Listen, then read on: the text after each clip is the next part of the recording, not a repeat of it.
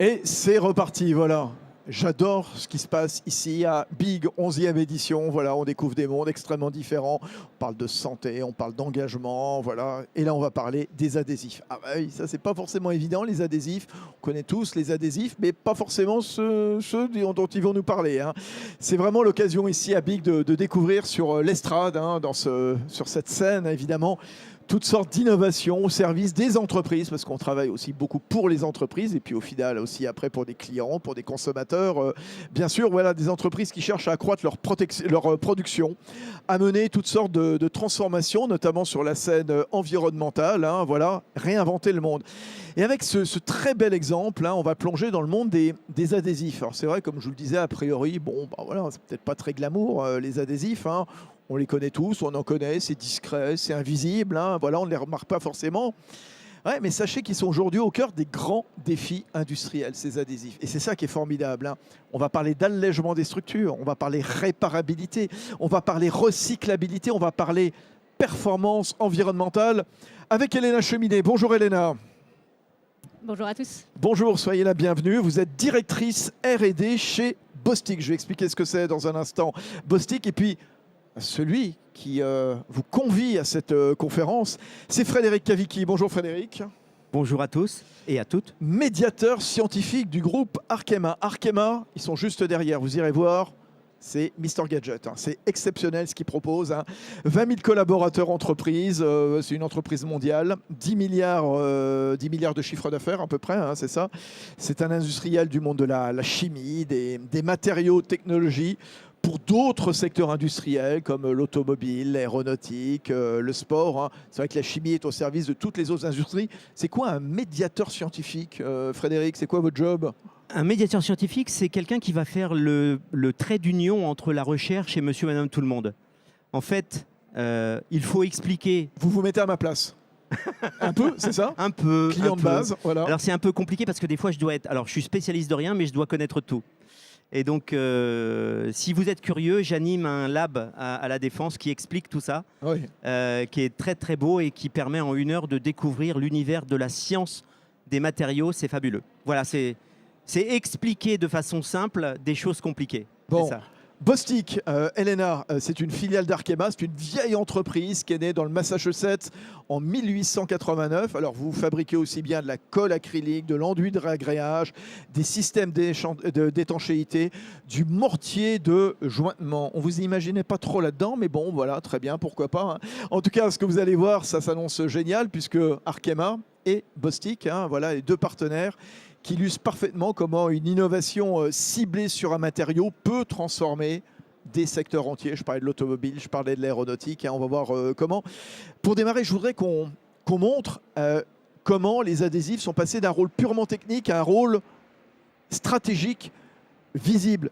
On va faire un petit peu d'histoire avec vous, Federico, parce que coller, c'est vieux comme le monde, non? Ouais, c'est vieux comme le monde. En fait, c'est rigolo. Le monde des adhésifs, on remonte 200 000 ans en arrière. On est chez l'homme de Néandertal et il a un besoin, l'homme de Néandertal, il a besoin de coller les outils en pierre qu'il fait avec des manches en bois.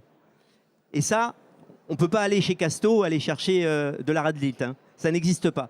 Et donc ils vont inventer une colle très puissante, fabriquée avec des copeaux d'arbres que vous connaissez, qui est le bouleau.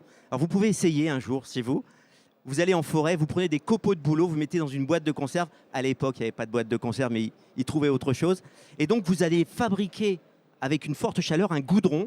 Et ce goudron est alors il est très poisseux, mais il est très collant. Et c'était... alors, il y a aussi les yourtes mongols qui étaient collés avec des pots. On faisait chauffer des pots dans de l'eau avec des os. On récupérait les protéines, on déshydratait et on réhydratait. Et on fait des colles qui tiennent à la neige, qui tiennent au froid. Donc voilà. Et pendant toute l'histoire, on pourrait rester des heures sur l'histoire des matériaux des colles, mais il y a un grand bond pendant l'Antiquité. Les Égyptiens étaient des virtuoses. Juste un truc, vous avez tous en tête le masque de Toutankhamon, ce masque en or. Et bien ce masque en or, vous voyez, il y a des bandes d'une pierre dont j'ai oublié le type, mais ces pierres sont collées avec des colles fabriquées par les Égyptiens depuis 3350 ans. Et ça tient toujours. Ça tient toujours. Petite anecdote, il y a 1 an ou 2, il y a un technicien du musée du Caire qui a cassé la barbichette du masque et qui l'a recollé avec de la colle bicomposant et il l'a collé de travers, c'est Tillot. Ah, c'est bravo, ouais, très bien. Alors bon, la colle, sous la préhistoire, sous les Égyptiens. Aujourd'hui, Frédéric, vous avez une belle équipe de chercheurs. Combien ils sont? Presque 2000 chez On Arkema? est 1800 chercheurs Ouais. chez Arkema et on dépense 3% de notre chiffre d'affaires dans la recherche. Comment vous expliquez que la chimie, les matériaux sont souvent perçus comme lointains du quotidien, quelque part, sont en réalité au cœur de toutes les innovations industrielles? On les trouve partout, hein. Absolument partout. Elena pourra en parler tout Oui. à l'heure, mais si vous prenez un smartphone, on ne sait pas fabriquer un smartphone sans colle. Aujourd'hui, on ne sait pas imaginer une voiture sans adhésif. Ouais. On ne sait pas imaginer un avion sans adhésif. Les coiffes de la fusée Ariane sont collées avec des adhésifs. Les 2 demi-coiffes sont collées avec des adhésifs. Et ces adhésifs doivent résister au vide de l'espace Bah oui. et au froid de Et l'espace. puis accessoirement à la chaleur quand Et les au moment vibrations. bien Et les sûr, vibrations. vibrations. Donc oui, on nous demande aujourd'hui tout et son contraire dans l'école. C'est que la colle doit coller. On discutait de ça avec Elena, c'était passionnant. On nous demande aujourd'hui de coller, mais aussi de temps en temps de pouvoir décoller. Ça, c'est dans une batterie, par exemple, les cellules sont collées. Une batterie de voiture électrique, les cellules sont collées. Mais si une cellule est en panne, celle-ci, la numéro 4223, il faut la décoller. Et donc, il faut trouver des principes, des procédés très compliqués pour pouvoir décoller celle-ci, changer la cellule, la remettre et remettre la batterie en marche. Où est-ce qu'on trouve vos adhésifs? Elena, On les trouve partout. dites-nous, Donc, montrez-nous des objets. alors, on peut commencer par exemple un objet qui devient un petit peu obsolète parce qu'avec maintenant les smartwatches, Les smartphones, les montres, les téléphones, on paye de plus en plus avec nos moyens, mais c'est quand même un outil qui reste, un objet qui reste encore très utilisé. Et donc, on va retrouver un adhésif que fait Bostik. Donc, c'est une colle qui se présente sous cette forme de seringue.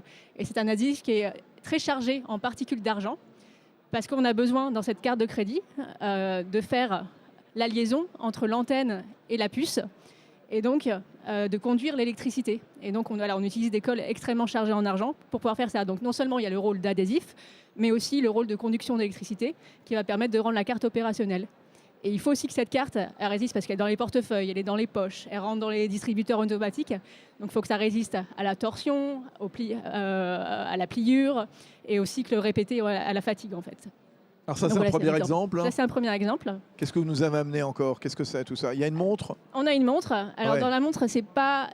c'est Où est-ce qu'on la trouve, alors, vos adhésifs là-dedans? Donc, Montrez-la, montrez-la. Là. Hop, C'est voilà. une montre classique, voilà, très bien.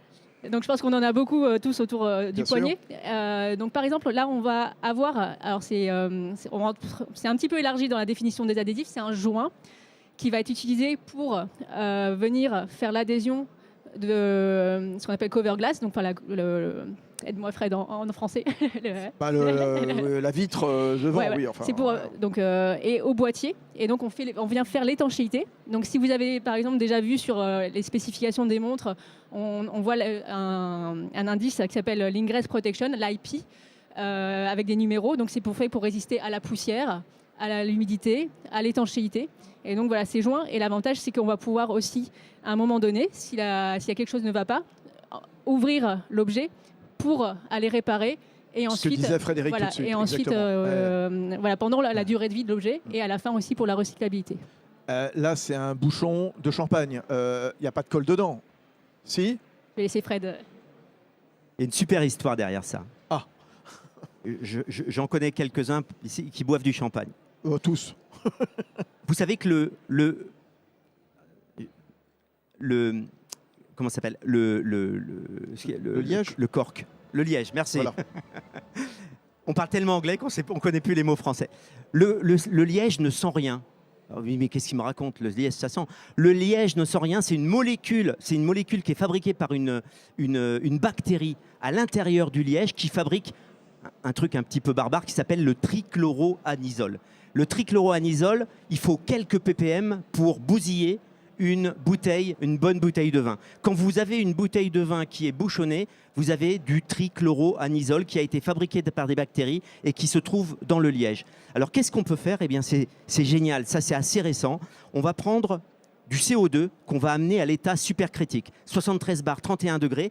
Et ce CO2 qu'on amène à l'état supercritique, on va broyer le liège, on va passer ce CO2 à travers et il va emmener avec lui tout le trichloroanisole.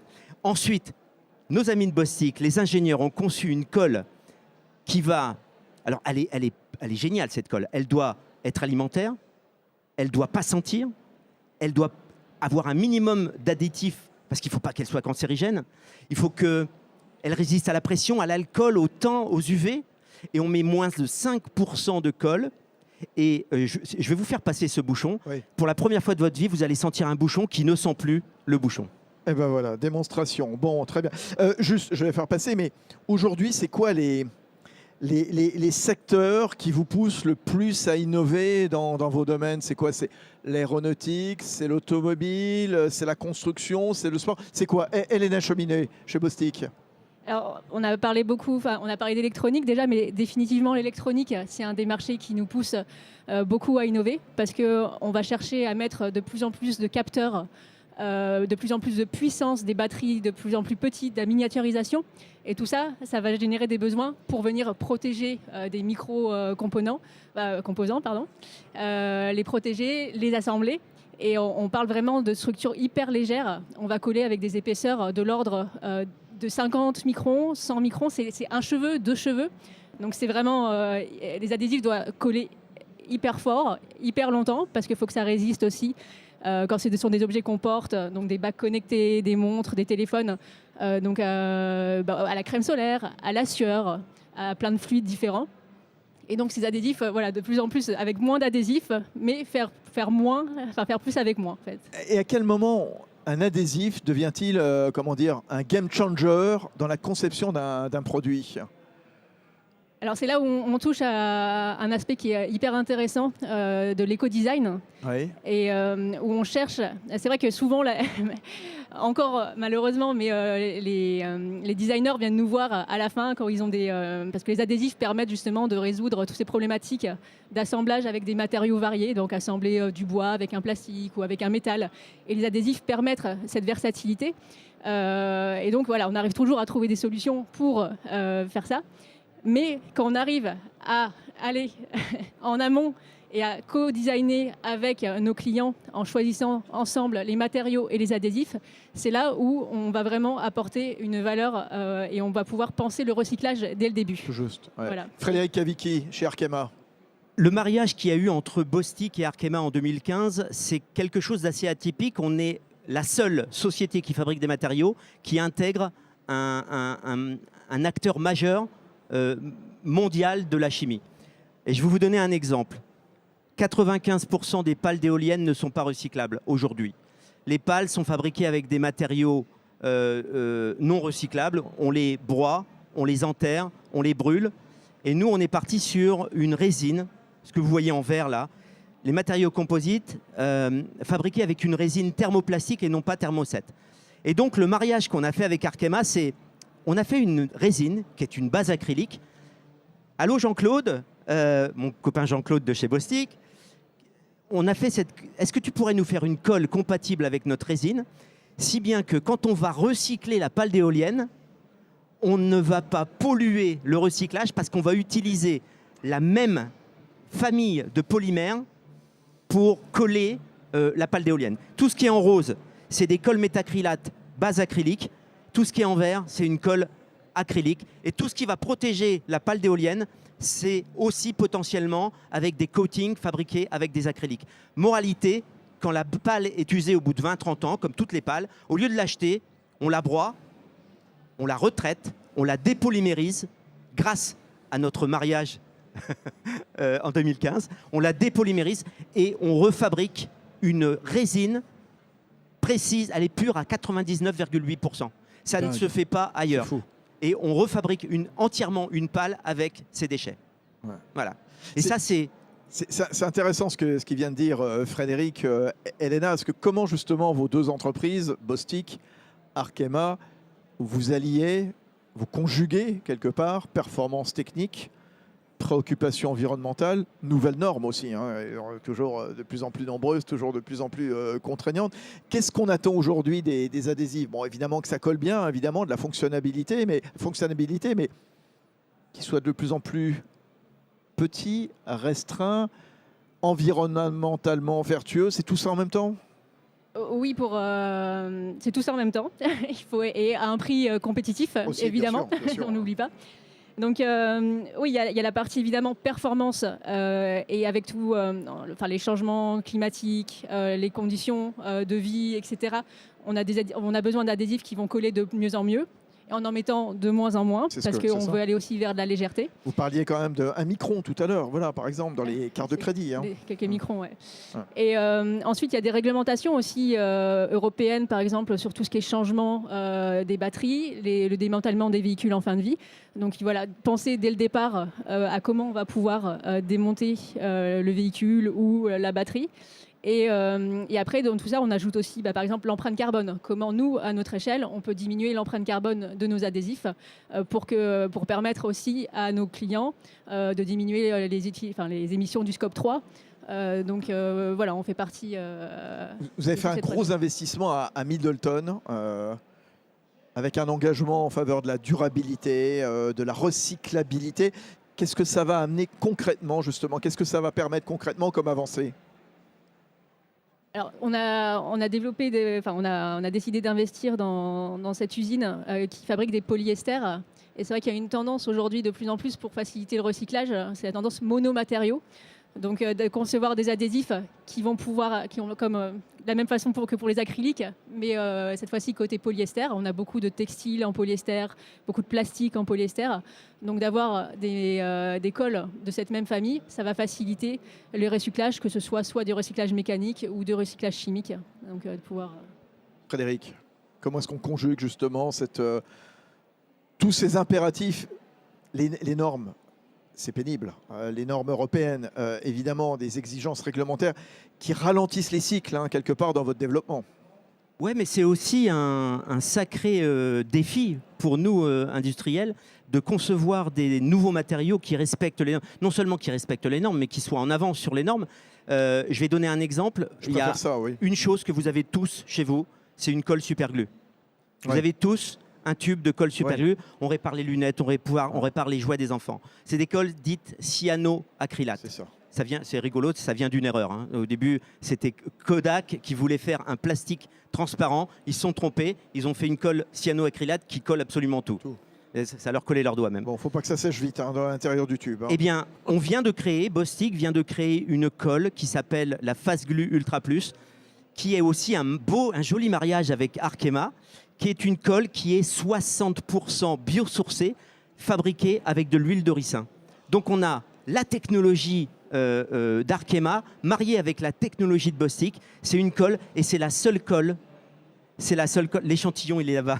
C'est la seule colle aujourd'hui qui résiste 1000 heures à 85 degrés et à 85% d'hygrométrie. Pour vous dire une idée, la colle que vous avez chez vous, Superglue, marque générique, elle résiste au mieux à 250 heures. 1000 heures, voire 1300 heures à 85 degrés et 80. Voilà les défis, les performances des colles de demain. Elena. Et c'est ce qui est intéressant dans ce développement, c'est qu'au départ, on a cherché à utiliser les ressources qu'on avait en interne, la matière première, l'huile de ricin, et on a découvert que cette colle avait aussi des avantages techniques considérables par rapport aux produits actuels sur le marché. Manifestement, vous travaillez bien ensemble, hein, ça s'entend justement, voilà, les deux font la paire.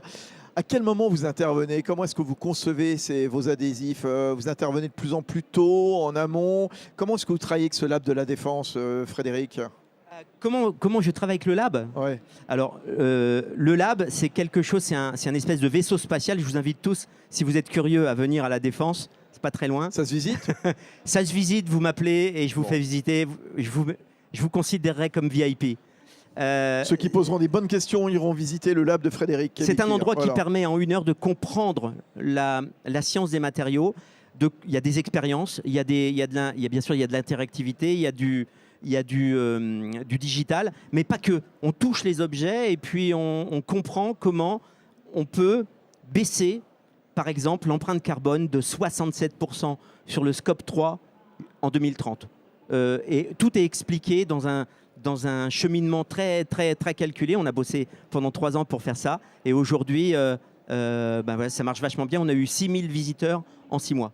Et le fait de faire comme ça, d'évangéliser, de démocratiser, de montrer tout ce que vous faites, ça permet un petit peu de montrer que la chimie, c'est pas forcément quelque chose de sale, de polluant, de gris, de noir, de tout ce que vous voulez. Et puis peut-être accessoirement d'attirer peut-être aussi des talents chez vous. C'est un des buts de cet endroit. On n'attire pas les mouches avec du vinaigre et on a du mal à embaucher des talents. Il doit y en avoir parmi vous, des talents qui n'osent pas ou qui ne connaissent pas Arkema. Et donc on a fait cet endroit pour... on était très bon en savoir-faire et on devient très bon en faire savoir. Elena Cheminet, Bostik. Elena, comment est-ce que vous travaillez avec... parce qu'on a parlé de vos chercheurs, de vous, vous êtes directrice R&D chez Bostik. Comment est-ce que vous travaillez main dans la main avec vos clients, vos partenaires, justement, pour les aider à mieux intégrer vos innovations dans leurs produits?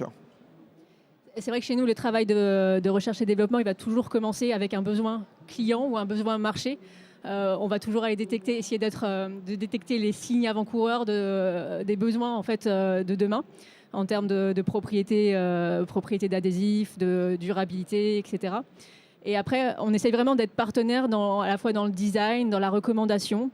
Après, on peut s'appuyer aussi si on va chercher des choses un petit peu plus pointues sur des partenariats avec des startups ou des labos académiques. Mais voilà, on essaie de travailler le plus possible vraiment avec nos clients pour développer les produits dont ils ont besoin. Je vais faire passer le micro dans un instant. Vos clients, ils demandent de plus en plus de quoi? D'informations, comment on dit?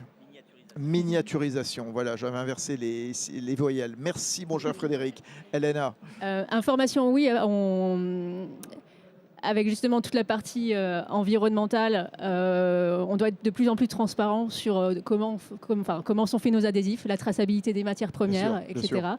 Des données de performance, évidemment. Et j'ai oublié la dernière partie de la question. Miniaturisation, information. Et après, c'est les cahiers des charges qui drive. Et après, c'est surtout le driver du développement durable qui va nous aider. Point sur lequel vous avez bien insisté tous les deux. Quelques questions dans la salle, s'il vous plaît. N'hésitez pas, profitez-en. Vous avez 2 vrais experts, 2 personnes passionnées. Ils nous ont fait rêver, historiens accessoirement aussi pour Frédéric. Monsieur, je vous écoute. Bonjour. Alors déjà, merci pour cette présentation. C'était très clair. Et c'est vrai qu'on retrouve les adhésifs vraiment de partout, peu importe le thème. Au niveau de ma question, c'est vrai que Arkema et Bostik, ils sont sur tous les scopes, on va dire, niveau RSE. Au niveau de la tonne équivalente en CO2, ils sont sur du départ au niveau des matières premières, sur la confection des matières premières en matière composite, jusqu'au finish goods. Et je voulais savoir quelle était la stratégie de Arkema et de Bostik vis-à-vis de l'accompagnement des ingénieurs ou des grosses entreprises au sujet de l'accompagnement dans le process de fabrication. Par exemple, une pale d'éolienne ou un hélicoptère, il faut les accompagner surtout au niveau de leurs secrets industriels. Donc il y en a qui sont assez discutants sur le partenariat, sur toutes les chaînes de la chaîne logistique. Je ne sais pas si vous comprenez ma question. Elena, merci monsieur. Merci pour la question. Après, on ne peut pas se substituer à nos clients en termes, on n'a pas les compétences d'un transformateur, d'un injecteur ou d'un client qui va utiliser nos adhésifs. Nous, on essaye vraiment de les accompagner en amont sur le choix de l'adhésif, la recommandation qui va être la plus pertinente pour leur application, donc pour que l'adhésif dure, soit dure pendant la durée de vie souhaitée et pour gérer la fin de vie éventuellement. Après, voilà, nous, on va pouvoir fournir à nos clients ce qu'on appelle des données d'analyse de cycle de vie. Et on va souvent s'arrêter Ça s'arrête à un moment quand même. Ça s'arrête à la sortie de nos usines, généralement. Et après, c'est le client qui prend le relais pour pouvoir calculer son empreinte carbone de l'utilisation de son produit. Mais on peut intégrer ce qu'on disait avec l'éco-design dès le départ, essayer de penser en amont en fait. Mais vous ne dites comment pas on peut tout. faire. Voilà, on ne peut pas tout dire, en effet. On ne peut pas tout dire et les clients ne peuvent pas tout nous dire non plus. Donc on essaie de travailler au mieux. Ils ne peuvent pas tout vous demander non plus. Voilà, très bien. Monsieur, je vous en prie. Oui, bonjour. Merci déjà pour la présentation. Une petite question orientée sur le marché de l'automobile. Aujourd'hui, on voit que l'auto est en plein mouvement. Il y a des recherches d'allègement et l'introduction de structures multimatériaux. Quelles sont pour vous les opportunités dans cette activité du multimatériau et quels sont les plus grands challenges pour la colle? Merci, monsieur. Alors, merci pour la question. C'est un sujet qu'on connaît bien, l'automobile. D'ailleurs, j'en ai fait une expérience au lab où on décortique une voiture et on regarde tous les matériaux qu'on va trouver dans une voiture. Et on trouve des matériaux avancés, on trouve des colles, bien sûr, des adhésifs, et on trouve aussi des coatings, des revêtements. Et je vais vous donner un exemple. Quelqu'un qui achète une Volvo, on va dire Volvo parce qu'elle peut être vendue au nord de la Suède ou de la Norvège. Le pare-brise est collé. Moi, j'ai commencé à apprendre sur une... Alors, vous allez me dire, les moins de 20 ans ne peuvent pas connaître, mais j'ai commencé sur une 4L avec un bon vieux joint en caoutchouc. Aujourd'hui, 100% des voitures ont un pare-brise collé. Ce pare-brise, il doit résister à moins 40 l'hiver. Et la même Volvo doit être vendue à Madrid ou à Alger avec un soleil en plein soleil, avec 80 degrés en plein soleil sur le pare-brise. Et ces colles, on leur demande de tenir avec ce spectre de température, de pression, de vibration et de temps et d'UV. Et ça, je trouve que c'est l'exemple le plus frappant de l'évolution des colles. C'était pas possible de faire ça il y a quelques années. Donc oui, on est présent partout avec les colles. Vous savez qu'il y a 5, 6 ou 7 kilos de colle dans une batterie de voiture électrique. Attendez, 6-7 kilos de colle dans une batterie électrique qui pèse combien à peu près? Qui pèse, on va dire, 800 kilos. Ça reste une... 1 à 2%. Oui, 1 ou 2%, en effet. On ne se prive pas de poser d'autres questions. Allez-y, monsieur. Oui, excusez-moi, j'avais une deuxième Non, question. pas du tout. Très bien. Au niveau de la miniaturisation, on parlait d'avoir une colle plus petite. 1 ou 2 cheveux, c'est très petit, mais ça reste quand même beaucoup au niveau de la chimie. Est-ce que ça veut dire des monomères plus petits ou est-ce que ça veut dire un indice de polymérisation plus petit? Alors, ou est-ce que ça dépend? Alors, vous allez répondre et puis on va regarder ça justement, ce que c'est. Alors, répondez déjà, monsieur Elena, et puis on va montrer ce que c'est justement. Et ça, vous allez voir, ça va répondre en partie à votre question. Oui, alors non, c'est pas les monomères, eux, on touche pas la chimie. Par contre, c'est la manière dont c'est déposé. C'est des méthodes d'application après spécifiques où on passe sur des méthodes de drop, de dépose à la goutte hyper rapide. Et c'est la façon dont ça va polymériser aussi. Mais ce qui est alors montrez ça justement. Vous parliez de miniaturisation, c'est un circuit imprimé, voilà. Et d'épaisseur, et finalement tellement peu épaisse que la question c'est est-ce qu'on en a bien mis? C'est un peu ça la problématique, hein, Elena. Exactement. Quand on vient protéger ce genre de circuit imprimé avec nos produits, parce que c'est des adhésifs, donc ça colle, mais en fait leur fonction ici c'est de protéger de l'humidité, de la poussière, etc. Et en fait on en applique tellement peu que les clients ont besoin de s'assurer après dépose que la colle a bien été déposée pour pas qu'il y ait de défauts dans les objets. Alors comment on vérifie, comment on voit? Tu m'aides. Je ne sais pas si on va le voir avec la lumière là, mais bon, on va vous le raconter au fur et à mesure. Donc voilà, je ne sais pas si vous voyez. Donc, ça veut dire qu'on a ajouté un traceur. Il y a quoi dans la colle? Il y a un traceur. C'est un traceur UV, donc qui va être révélé là, par cette lampe. Donc là, on voit qu'on a déposé ce qu'on appelle le dam en anglais. Enfin, c'est comme un barrage. Donc on vient faire cette première passe, et ensuite dans la deuxième passe, on vient remplir ce qui a été l'intérieur du barrage. Donc pour complètement, je ne sais pas si vous voyez bien, voilà, pour venir protéger l'ensemble de la carte imprimée. Voilà. Et ce qui apparaît en bleu, c'est qu'il y a bien de la colle qui a été posée dessus, hein, si j'ai compris. C'est ça. Allez, dernière question courte et réponse courte. Il nous reste à peine 1 minute. Alors courte, je ne sais pas, bonjour. Nous, on est transformateurs de matériaux. On bosse en fait avec vos produits. On est transformateurs sur la partie adhésif, sur la partie colle. on a effectivement nos clients qui nous posent la question de la recyclabilité, mais au niveau du désassemblage. Alors j'ai bien compris ce que vous faisiez sur la partie pale d'éolienne avec les mêmes familles de polymères, mais ça existe vraiment une colle qu'on peut finalement désassembler Alors aujourd'hui, Elena Cheminet. Merci madame. c'est un sujet vraiment qui, chez nous, sur lequel on travaille énormément. On commence à avoir des solutions disponibles dans certains domaines. C'est tout, parce qu'en fait, les adhésifs, c'est ce qui est vraiment génial, c'est que c'est du cas par cas. En fait, à chaque fois, il n'y a pas une colle qui se ressemble selon les matériaux qu'on va assembler, selon le cahier des charges, la durée de vie qu'on va leur demander, etc., la façon dont on va l'appliquer.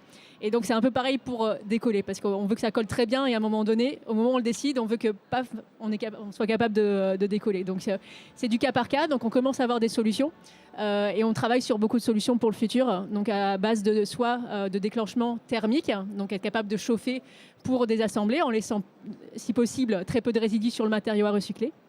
On commence à travailler aussi sur l'activation électrique, donc en appliquant un courant, être capable de démonter. Allez, quelques secondes, pas plus, hein, Frédéric. Un dernier exemple. Arkema et Bostik viennent de sortir un système d'adhésif qui s'appelle Ribond. Vous avez tous été dans un hôpital. Il y a un sol PVC. Ce sol PVC est collé avec une colle qui est très, très, très, très, très collante. Et quand on retire tous les 10 ans, parce qu'il faut changer le sol, la moitié de la colle reste sur le PVC, pollue le PVC, on ne peut pas recycler le PVC, et l'autre moitié de la colle reste sur le ragréage, et il y a un ouvrier qui frotte pendant 3 jours pour retirer cette colle. Eh bien, les ingénieurs de Bostik viennent d'inventer un système Ribond avec une trame au milieu qui va manger l'intégralité de la colle. Quand on retire, le PVC est vierge, le sol est vierge et toute la pollution de la colle va dans une trame. 100% de la colle est assimilée par cette trame. Et ça, c'est génial parce que ça fait gagner du temps, ça fait gagner de l'argent et puis ça fait gagner aussi on peut recycler enfin le PVC. Nécessairement. Passionnant. Vous irez voir Frédéric Cavicchi à côté au stand Arkema avec Elena Cheminet. Merci à tous les deux. Passionnant, on les applaudit très très fort. Moi, j'ai appris plein de choses. Ils sont géniaux. Merci beaucoup. Et dans un instant, on revient avec une autre thématique. Vous allez voir, tout aussi passionnante.